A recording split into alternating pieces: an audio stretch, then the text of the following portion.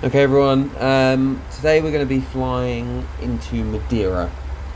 So Madeira, Portuguese islands, there it is in the distance, looking nice. Yeah, it's known for the wind, it's known for the visual approaches, it's known for many horrible approaches, horrible go-arounds, horrible winds. It's a terrible, terrible place to fly to. If you like calm, sunny days with a straight-in approach, this is not the place. However, the powers that be have given us some tools at our disposal, which is called autopilot, which is called the FMC in the 737, and also called a pre-programmed arrival, which is the RNP-05. So we're going to do that today. So starting it off though, obviously go to the arrival page.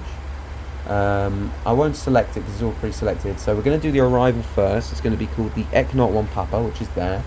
And then you select the Rnav Zulu 05, and then there's a transition called PILIM, and you'd select that, and it's in the box, okay? And you execute it. Great. Where we are at the moment, just so you can see where we are, look on the FO's ND. We're at Gosga, we're just holding here at flight level 150. Just chilling out, just holding whilst we're getting ready for the approach. And then we'll shoot it. So, what we're going to do is get the chart out. I'll try and get the charts on the screen for you so you can follow where I'm going. The EKNOT 1 Papa. So, EKNOT 1 Papa, as you can see, EKNOT 1 Papa's in the box, PILIM transition, and then the approach transition with this waypoint, the Rnav Zulu, then we've got the missed approach to Monek, which is brilliant. So, let's start here at EKNOT. That's where the approach starts, the arrival I should say. So it goes from EKNOT to MA533, which is there, 4,000 feet and above, makes sense. Then we've got PILIM, 230 knots, 3,000 feet and above. Then MA530, 2,000 feet and above. MA528, 2,000 feet and above. MA526, 195 knots, and 2,000 feet and above. I put a below point because it's just a lot easier that way, it just makes the auto throttle do less work. And then MA522, after that, 160 knots below 2,000 feet is a hard, because that is the FAF. Remember, on an Rnav, you can never accept direct to the FAF point. It will just screw everything up. Not always, but it can do. The FMC, you've got to remember, this plane's originally built in the 60s. Obviously, with the modifications of the FMCs and everything, obviously it's more modern, but still, it can screw up, which isn't very good. So, after the MA522, we've got these points here, which are nothings, just FMC waypoints, just to make this turn a bit smoother. We've got 520, 1,200 above, makes sense.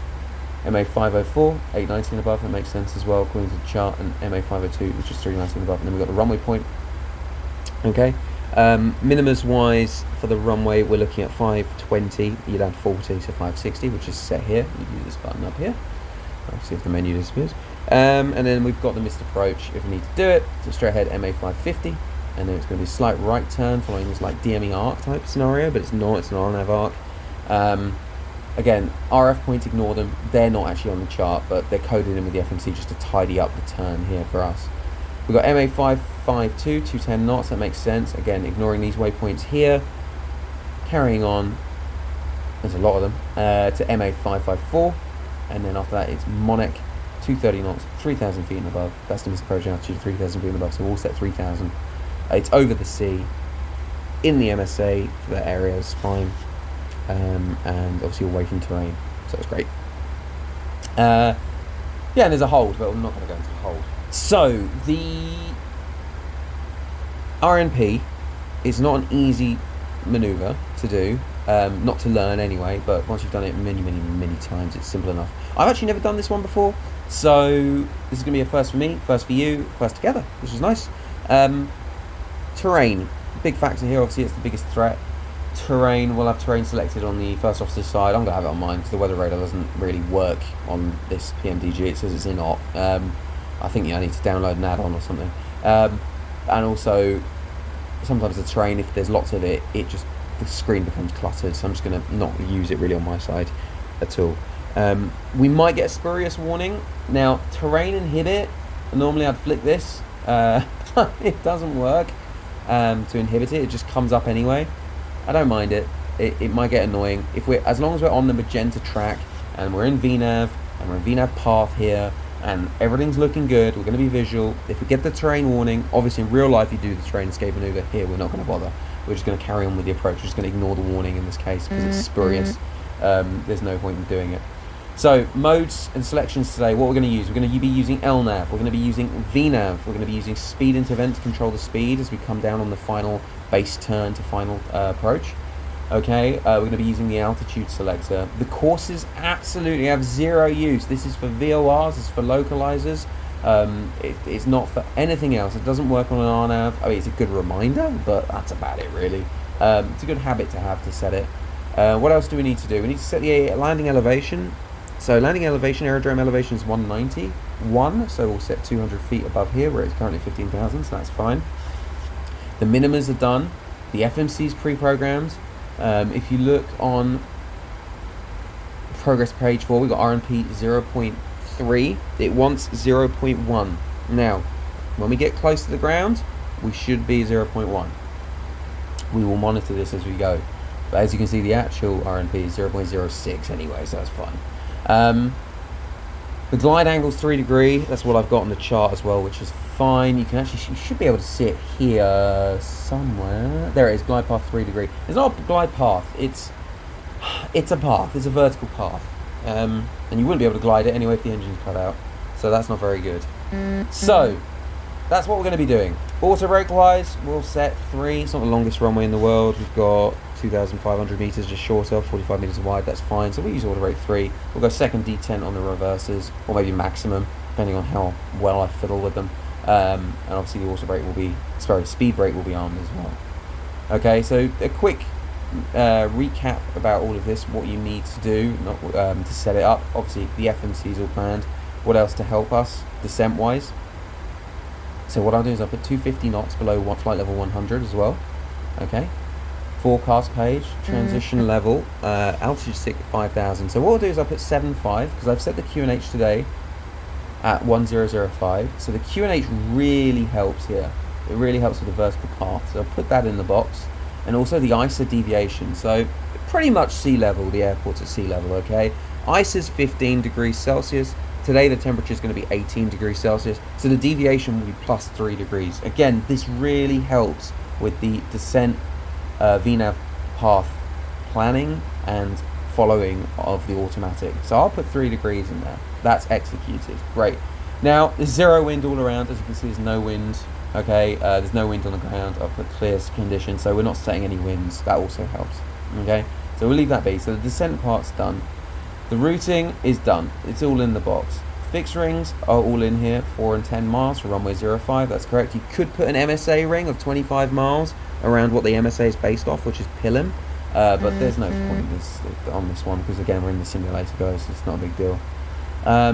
We've got the auto brake. We've got the minimas set. Courses, if we want to be pedantic, we could put 049 degrees, which would be the final approach track. So we'll set that up there as well. Like we said, we've got the landing elevation as well. And then we can put in the VREF speed. So VREF, init ref, okay, here it is, 5.9. Actually, look, we're coming out here. So what I'll do is I will put exit hold, execute, exit armed. So in theory, we should exit the hold now and proceed direct to EKNOT. Okay, so now we're leaving. This fuel FMC prediction should be correct. I'm just monitoring this on the FO side. And come on, don't turn right. Yes, there we go, this works. Sometimes it bugs up a bit. Anyway, so FMC fuel prediction wise, how do we do it? So there are two ways of doing it. Either you can use the current gross weight and just use that to select the approach speed, which is actually worst case, or you can do the current fuel, the fuel when we land, which is 3.4, so that's 400 kilos to burn. So you do 59 tons minus 400 kilos, so that obviously would be 58.6 tons. So that is going to be our landing weight. As it's a visual maneuver, it's a tight turn. We want to keep things slow, keeps the rate of turn at a shallower angle. It just keeps everything tidy. We'll do flat 40 for this one, and we'll add 5 knots in the increment for the speed, for the wind, because there is no wind. So we fly VRF plus 5 knots always. Okay, if there's wind, we'll add some speed to it up to a maximum of plus 15. Real maximum up to 20, but again, it depends. Right, so we have exited now. There's the top of descent. Cruise page, we've got 1.5, that's fine. 6.3, so technically I should actually be going a bit faster. I mean, there's no point in going changeover. Oh, it won't even work anyway, not at that altitude anyway. I'll put the speed up a bit, and we're going to start shooting the approach. Everything is set up. Okay, I love flying with this little gem, a flight path vector. It is a lifesaver. In real life, it's incredible. Don't get me wrong, the vertical speed is extremely important. It's instantaneous, but if you want to know where the actual aeroplane's going, it's this. The only reason I use it so much is because I think about it this way. When you look at fighter jets and what displays they have and what instruments they use the flight path vector. They use that over everything pretty much. It literally is the best thing. Once you get used to it, it's the best thing to use to fly the aircraft, especially the Boeing as well. There's so much kinetic energy. So yeah, so this is the approach. This is how we're going to do it. This is how we're going to fly it. We've talked about it. Gear-wise, gear selections. Normally I put the gear down at 4 miles. We're not going to do that today. We'll do that a bit earlier, probably 5 miles to run, pretty much. 5, 6. Just get the thing configured. Get it slow for the turn, because that turn is pretty brutal. So it's a visual manoeuvre by the looks of it. I mean, it's an RNP manoeuvre, sorry. But obviously in real life, you'd want to be visual for this, because this just looks absolutely vile to do without being visual, especially with that terrain. I mean, we've got 5,965 feet. There's the highest obstacle, which is probably the summit of the hill on Madeira. Mountain, I should say. That, or there's a wind farm on top. Okay. I'm going to speed this up a bit because this is very slow otherwise. I put 300 knots. Should bug my heading really, it's not very good. I'm going to turn left anyway. In real life you wouldn't follow the star, not all the way. They'll probably give you early descent, so we can simulate that now. So descend flight level 90. Flight level 90 is set and checked. Lovely. And then what we can do is we can use a bit of VNAV here. So I'll press VNAV. And then I'll put 300 knots here in the cruise. Descent wise I'll put 300 knots. Just to keep things nice and quick. Okay, and then there's many things. We can press altitude interval. We can go level change, but that's changing from VNAV. We give vertical speed, again, it's changing from VNAV. Or we do descend now. I like doing descend now. It's a nice, easy function. It's there, it's active, so I'll press descend now. So in theory, what this will do is, because our top of descent was in front of us, this should descend us at 1,000 feet a minute until we hit that top of descent point. So as you can see, our VNAV path here, we're actually below it. It should show up on the VSD in theory. No, maybe that's just on the max, or not, I can't remember. Anyway, I do not know what this is doing. That was a terrible turn. We'll get there. So yeah, 1,000 feet a minute, which is doing okay, pretty realistic. We're going to be below the path, and then once it catches the path, so once we get to that top of descent point, this will start converging, because the vertical speed that we need to get to this altitude that it's projected to be at here, so it says 4,000 above, doesn't it? So that could be anything above 4,000. So if we just delete it temporarily, but not execute it, just have a look. It wants us, the computer's calculated for us to be about 7,000 feet at that point. So if we were to drop at the top of descent, what it plans for is a 3-degree path from top of descent down to this point here with idle thrust to save fuel. So to keep an efficient descent going, if we descend early, it will do a lower rate of descent with a little bit of thrust, keeping the speed up until we intercept, which we're about to do now, that top of descent point, which has gone invisible because obviously we started descending already.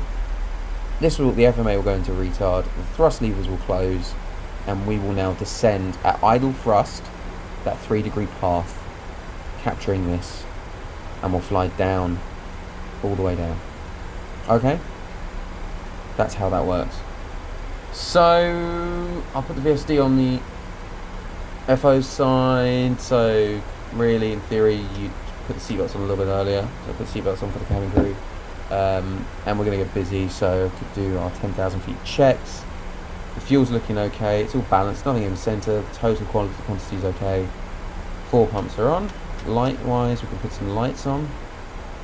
The angle of bank is 25 degrees, we didn't change that. Air conditioning pressurization, so you do a reverse L scan here, so you have a look. 5.2.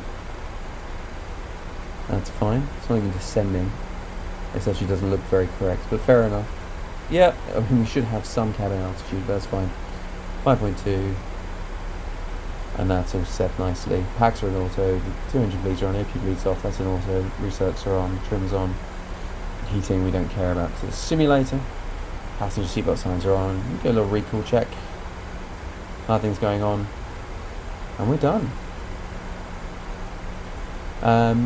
Looking good. So, in theory I'll have the descent page because I'm pilot flying. And we are slowing down. We hit a decel point because 10,000 feet, we're going to be 250 knots or below at 10,000 feet. So the FMC would have calculated all of this beautifully. If it doesn't, then you got to go to the old school 3 times tables, and I'm really lazy, I don't even use 3 times tables. I press the meter button. So the meter button's brilliant. So it will tell you how many track miles you need. I'm just going to reset the altitude a little bit lower, so we'll set 8,000 feet. Sorry, flight level 80, I should say, which is checked. And we're in VNAV. So meters 31, so you take those 2 numbers off. So 31, 30 miles now. Okay, so you need 30 miles. Everything above 200 knots is my datum, really. So for every 10 knots, you add a mile. So 30 miles, we've got 50 knots above 200, so plus 5 miles, so 35 miles. Okay, and then what you do is for every 10 knots of tailwind, you would add a mile.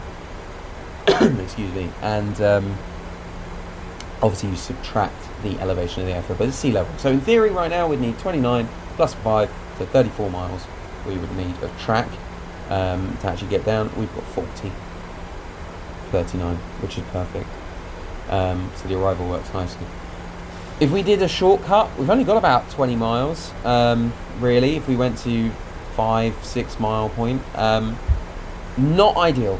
Not easy. Would use speed brakes, probably do 220 knots, flaps 5, speed brake. It gives you the best rate of descent in this aircraft. That's what I'd be doing, and then also get the speed down even further, maybe drop the gear, 220 knots, even gear down. Yeah, flaps 5. Just see what happens. You can use the speed brake if you want to with the gear down and the flaps down. Really not recommended by Boeing. Again, it's up to you. Up to you, whatever you want to do. It's a simulator, so you can do it, obviously. It's good to test it out. This is why we do things in simulator, to figure out how things are in real life. Okay, so we're coming up to this point here.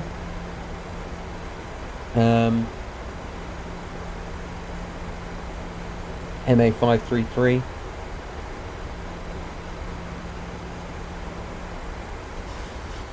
Reset MCP altitude. Because what's going to happen, this is actually quite good, it's like a real life scenario. It's a bit like they're keeping you high. Okay? So, the airplane in VNAV, excuse me, will level off, and what VNAV will do is going, oh, you're getting high. The ingenious thing to do is to reduce your speed down to the up speed, because then you can fly at a slower speed. That means you'll traverse less distance, forward distance, so you'll still be getting high, but you won't be getting as high as you would have been doing at 250 knots, for instance. So in this case, you can go speed interval, put that at 220, okay, and just keep us getting high. So I'm just going to get us about 1,000 feet high. I'm just going to show you what to do in this scenario, because it's not very nice, because look, we've got speed restrictions now, altitude restrictions, and etc. So I put 230 knots. Excuse me, I have a bit of a cough at the moment. 230 knots, and we'll just leave it there. They've kept us high. It's Portuguese air traffic control. They're not very good sometimes. They're doing their best though. See if we can see Madeira. Yep, there's the runway here, looking good. Shame we're not landing on the opposite end. So they've kept us really high now, 2,000 feet almost. We're going, bloody hell, why they kept us so high? Okay, departure traffic's gone. You can now descend with the procedure. Okay, so we're going to descend with the procedure, descend altitude 3,000 feet. Okay, so I'll set that 3,000 feet, which is set, it's verified.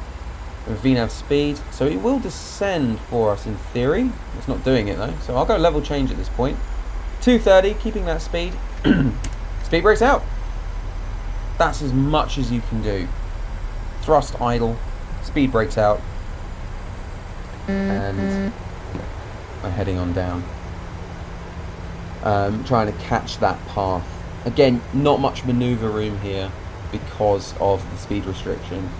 So, like I said, you could do 220 knots, and you can do 220 knots, and you can get the flaps out and descend with the procedure that way to get the altitude back, but it's up to you. So we're descending to an altitude. Dog's distracting me. Descending to an altitude, so we'll set QNH 1005. Okay, and 1005 is set, passing 6,400, sending 3,000. QNH is set, there are no unusual flags there. Descending with the procedure. See, altitude's coming back nicely. Probably because it was a shallow angle anyway, because of this long segment. So Madeira is looking pretty. So most of the time you're looking out the window, you're having a great time. But yeah, not today because we're learning. How dull. 600 feet to go. Keep the speed brake out. It's doing a good job. Keep the speed up. Don't want to be any slower really. And just so we know what we're doing, because this is all going to get very complicated very quickly. 2 miles prior to the FAF, which is MA522, we're going to select 600 feet on the MCP window, our VNAV path, and speed interval. Okay? MA522, which is the FAF there at 2,000. Okay, so 2 miles prior to that, we'll select 600 feet. Well, technically the next altitude is 2,000. So we'll select 2,000 feet.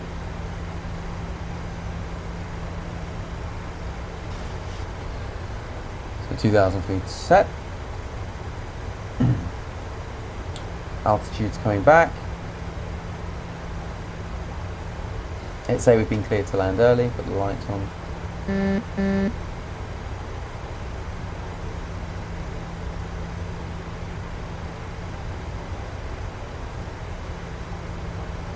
There you can see the terrain, 5.9, it's above us, nice and red.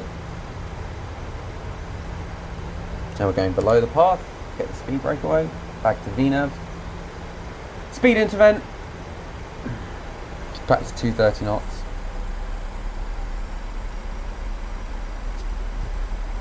So, next up, I'll zoom in a bit more. The blue dotted line obviously is the missed approach. It's very confusing. So MA526, 2,000 and above. Here's the path. VNAV's keeping us level. 526 wants 195 knots or below, so we'll bug up. I'm just delaying the speed because obviously in real life you'd follow it down to the T. Yeah, the reason I'm delaying it is because it's just such a long-winded procedure. I've just set the next heading. 2,000 feet next. Bug the up speed. So it's not decelerating, so I'll go flaps 1 on this case.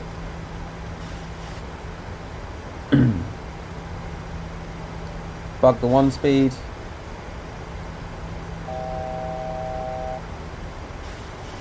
One to go on the altitude check. So 2 miles prior to this point, remember, we're calling approaching descent. Flaps 1 we have, going flaps 5 now. Bug the 5 speed, it's just hidden here I think. So 2 miles, we're going to select, the terrain is noted, 600 feet with VNAV path and speed is intervent. We haven't got any track miles to run. So I'll get the speed brake out now. Coming in fast.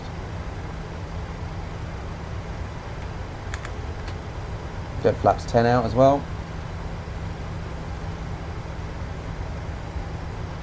No wind obviously doesn't help. So it's following the path nicely. It's even over banking slightly because of our speed is so high. Just getting that speed under control. 4 mile range coming up, so we'll go gear down, put the speed brake away. Flaps 15, matching the speed. Landing checks to flaps, start switching with continuous. There we go, these are the caution terrains that we're ignoring. Obviously Rnav, Lnav are doing a good job. Speed brake is on, exhaust brakes 3, flaps are 15. Keep going with the flaps. Select flaps 40. Set the VREF. VFly, sorry, 138 knots. Carry on. Top of the white bar, we're going to reselect the missed approach altitude. Auto throttle, autopilot doing a fantastic job. Runways in sight, 1,000 feet. Missed approach altitude, 3,000 feet is set.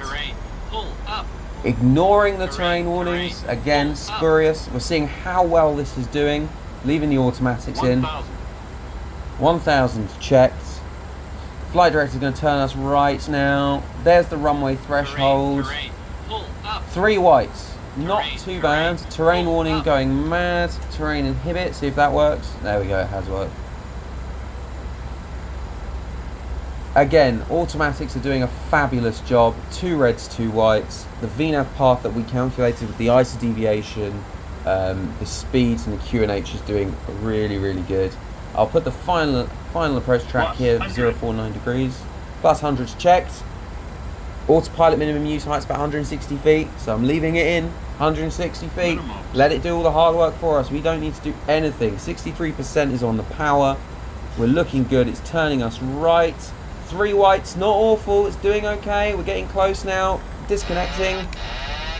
Overshot that slightly. 60%. Very overshot, but otherwise the automatics did a really good job. The flaps are there, cleared to land. 20, 10, 20, kill the thrust, hold. There you go, we're on the ground. Speed brakes are up. Reversers are normal. Auto brakes kicked in. It's 100 knots. 80% on the reversers, which is maximum reversed. 70 knots. I should have made the exit, but I didn't. 60, 50. Bit of manual braking. Auto brake disarm. Cancel the reversers. Just manual braking, and then in theory we would turn around. And we're stopped. And that's it. I'll set the parking brake. Put the speed brakes down. Retract the flaps. Put the trim to about 4 units. So, the RMP did quite well. I'm not going to lie. We did really well there. It flew it down to minimum use height quite well. Obviously the last bit we should have taken over a little bit earlier. It was more of a demonstration of the system than anything. So yeah, I'd say overall we did pretty well. Came in a bit fast, but you know, first time I'm doing it, so and I was getting a bit lazy. I didn't want to stay there cruising around at 190 knots for I don't know how many miles. So yeah, we figured it out. We did well. So thank you for watching. I hope this is informative, and hope to see you again.